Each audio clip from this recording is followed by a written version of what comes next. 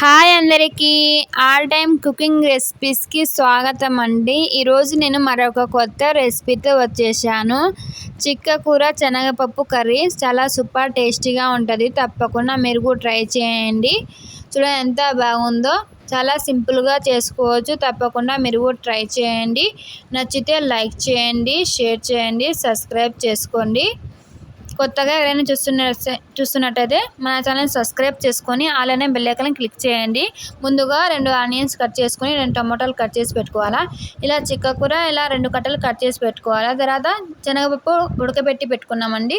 కొత్తిమీర. తర్వాత స్టవ్ మీద కడాయి పెట్టుకొని ఆయిల్ వేసుకోవాలా. ఇలా ఆయిల్ వేసుకున్న తర్వాత ఆయిల్ కొద్దిగా హీట్ ఎక్కనియాలి. తర్వాత కట్ చేసి పెట్టుకున్న ఆనియన్స్ వేసుకోవాలండి.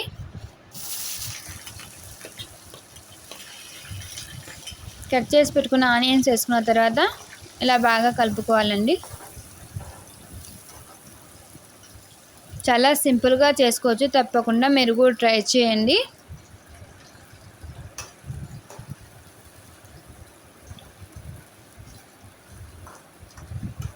ఇలా మొత్తం కలుపుకొని టమోటాలు కొద్దిగా మగ్గనియాలండి. ఒక 2-3 నిమిషాలు.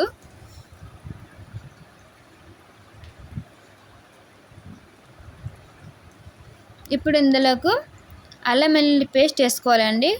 ఒక అర స్పూను వేసి ఇదంతా బాగా కలపాలి. అల్లం వెల్లుల్లి పేస్ట్ పచ్చి వాసన పోయేంత వరకు కలిపి ఒక నిమిషం 2 నిమిషాలైనా.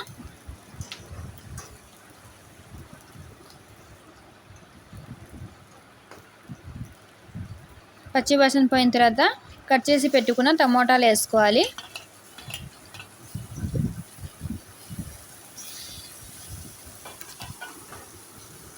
వేసి ఇలా బాగా కలుపుకోవాలండి.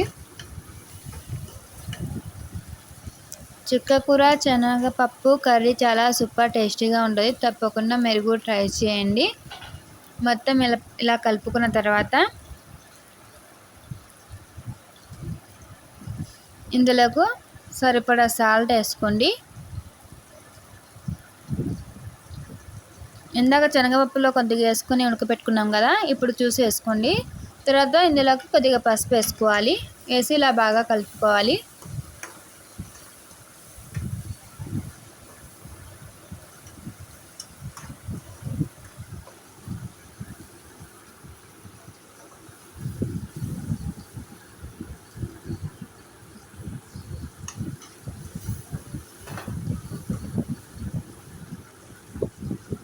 ఇది కొద్దిగా మగ్గనియాలండి. ఒక 2 నిమిషాలు. 2 నిమిషాల తర్వాత అందులోకి కారం వేసుకోవాలి తగినంత. మీ టేస్ట్కి తగ్గట్టు వేసుకోండి, తక్కువైనా ఎక్కువైనా. తర్వాత కొద్దిగా జీలకర్ర పొడి వేసుకోండి. కొద్దిగా ధనియాల పొడి వేసుకోండి, ఒక అర స్పూను. వేసి ఇలా బాగా కలుపుకోవాలి.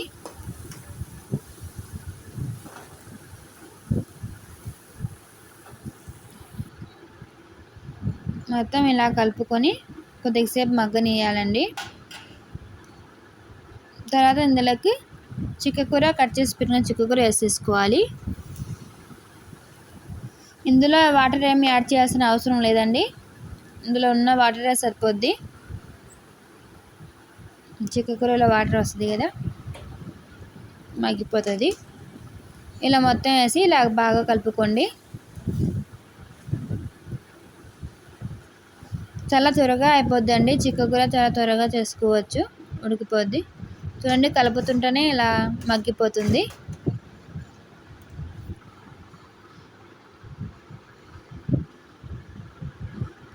ఇలా బాగా కలుపుకున్న తర్వాత ఇప్పుడు శనగపప్పు ఉడకపెట్టి పెట్టుకున్నాం కదా, అది వేసేసుకోవాలండి.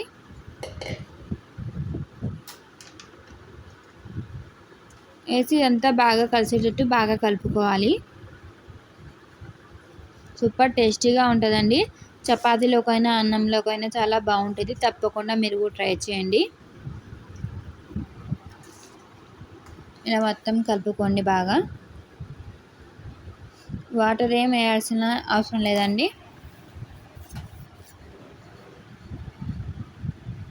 చూడండి ఎంత బాగుందో, చాలా సూపర్ టేస్టీగా ఉంటుంది.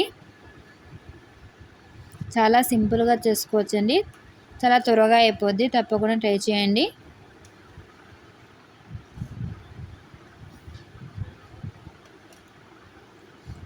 ఇప్పుడు ఇందులోకి కొత్తిమీర వేసుకుందాం. కట్ చేసి పెట్టుకున్న కొత్తిమీర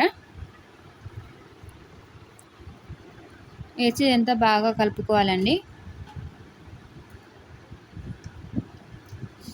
ఇప్పుడు ఒక 2 నిమిషాలు ఉంటే చిక్కకూర శనగపప్పు కర్రీ సూపర్ టేస్టీగా రెడీ అయిపోతుందండి. మధ్యలో మీకు ఏమైనా ఉప్పు తక్కువ అయితే చూసుకోండి, సరిపోయిందో లేదో. తక్కువ అయితే వేసుకోవచ్చు, నాకైతే సరిపోయిందండి.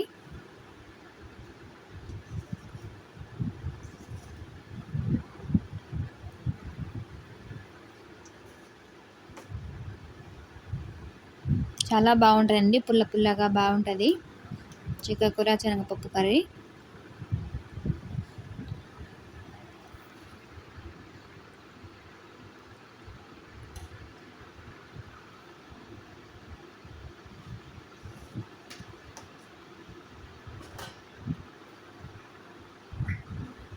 రెడీ అయిపోయిందండి. ఇప్పుడు సర్వ్ చేసుకొని తినేద్దాం.